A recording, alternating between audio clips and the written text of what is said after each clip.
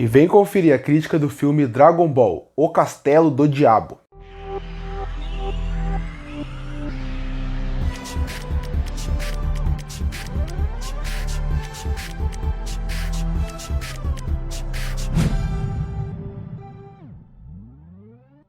E continuando a série de vídeos aqui no canal, onde eu vou fazer a crítica de todos os filmes envolvendo o universo de Dragon Ball, agora chegou a vez de falar sobre o segundo filme envolvendo o universo do Dragon Ball clássico, que seria Dragon Ball e o Castelo do Diabo, de 1987. Bom, antes de qualquer coisa, vale destacar, esse filme ele tem dois nomes para você que achou meio estranho, porque ele também é conhecido como Dragon Ball, a Bela Adormecida no Castelo do Diabo, mas depois, ao longo do tempo, foi mudado só para O Castelo do Diabo. E esse filme, mesmo que ele não seja perfeito, mesmo que ele tenha vários problemas, eu me diverti muito mais do que o primeiro, porque o primeiro filme ele gera um senso de estranheza tão grande para mim que ele acabou me desconectando, porque para quem não lembra, o primeiro filme envolvendo o universo de Dragon Ball, ele pega todo o primeiro arco de Dragon Ball e a partir daí ele tenta criar uma história própria, completamente jogado fora do mangá, só que seguindo as mesmas batidas. Aqui, pelo menos, no Castelo do Diabo, eles entenderam como que deve ser feito um filme de anime, principalmente naquela época, que é criar uma história própria sem prejudicar a história principal. Porque esse filme, ele pega um momento muito interessante para existir a história, que faz sentido e não estraga a história principal. Porque ele meio que continua a história a partir do primeiro filme, onde vai realmente seguir aquele arco, onde o Goku, logo depois da primeira esfera do dragão, ele vai treinar com o Mestre Kami. Então, mais ou menos, até a parte que ele vai pro desafio do filme, que é achar a Bela Adormecida no Castelo do Diabo, eles seguem as mesmas batidas que o mangá segue. O Goku chega, ele conversa com o Mestre Kami, ele pede pro Mestre Kami treinar ele, o Kuririn acaba aparecendo, tem todas aquelas piadas que envolvem os dois, e a partir daí o Mestre Kami fala: eu quero que vocês vão atrás de uma menina bonita pra mim, e essa menina é a mais difícil, ela é uma bela adormecida muito rara, que ela vive no Castelo do Diabo. E por que isso é interessante? Porque exatamente encaixa nessa parte, realmente existe essa parte no mangá, onde o Goku e o Kuririn, eles vão atrás de mulheres para trazer pro Mestre Kami, tanto que é nesse ponto do mangá que a gente é apresentado a Lante. Então isso é interessante, porque eles pegaram um ponto onde dá pra você encaixar a história, eles encaixaram.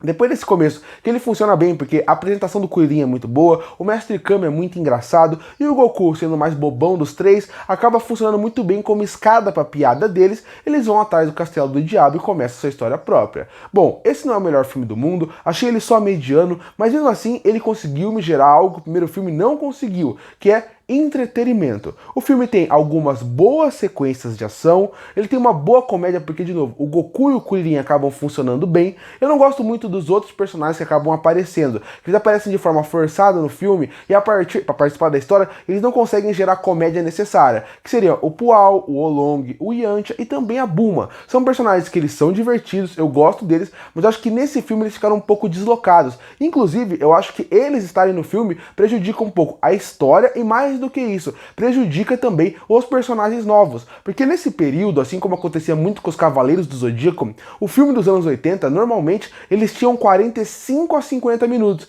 é muito pouco tempo, então muita coisa que eles poderiam ser melhor desenvolvidos, eles acabam não desenvolvendo tão bem. Por exemplo, o vilão principal, ele é o Drácula, e ele realmente gosta de atrair pessoas para poder matar elas, e ele controla um exército de monstros. Eu acho que num filme de 45 minutos, só com o Goku, com o Kuririn, com o Drácula e com aqueles monstros, eu acho que seria um filme que daria para você dar mais camada pro Drácula, que é um personagem da cultura literária, pop como um todo, que faz muito sucesso, que poderia funcionar muito bem.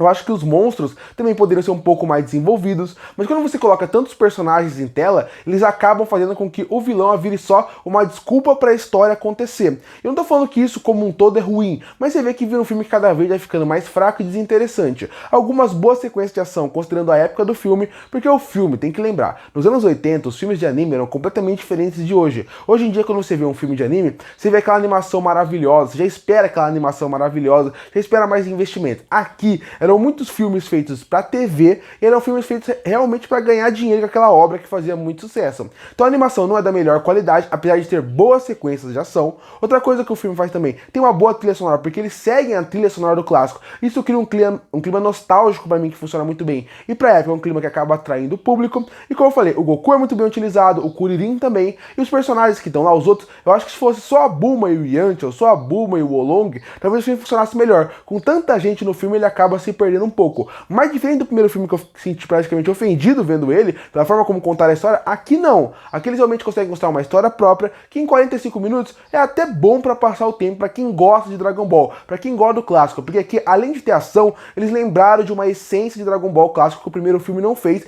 que é a comédia. O que faz Dragon Ball, o clássico, fazer sucesso, não é a ação, é a comédia muito bem feita, muito bem escrita pelo gênio Akira Toriyama. Aqui não tem isso, e não tendo isso, no primeiro filme não tem isso, então ele acaba se perdendo. Aqui não, aqui a comédia ela consegue se dividir bem com a parte da ação. Mas de novo, o filme poderia ser melhor, se esse núcleo do vilão é mais bem trabalhado, se os personagens novos são bem trabalhados, se como um todo tivesse uma animação um pouco melhor, tudo isso poderia ser melhor. Mas é um filme que ele é mediano, mas talvez para passar o tempo, se é muito fã de Dragon Ball, ele é muito melhor que o primeiro filme. E considerando os 3 primeiros filmes, e esse é o único, são os únicos 3 que envolvem o universo de Dragon Ball clássico, esse é o melhor filme. Não é excelente, mas para passar o tempo até que vai. Concluindo, Dragon Ball Castelo do Diabo é um filme que não é ruim como um todo, ele só é mediano. Ele é um filme que ele gera entretenimento pelas boas sequências que envolvem a comédia, pelos personagens que são carismáticos e pelo menos por uma história nova. Óbvio, você espera mais desenvolvimento do vilão, desenvolvimento da sua atmosfera,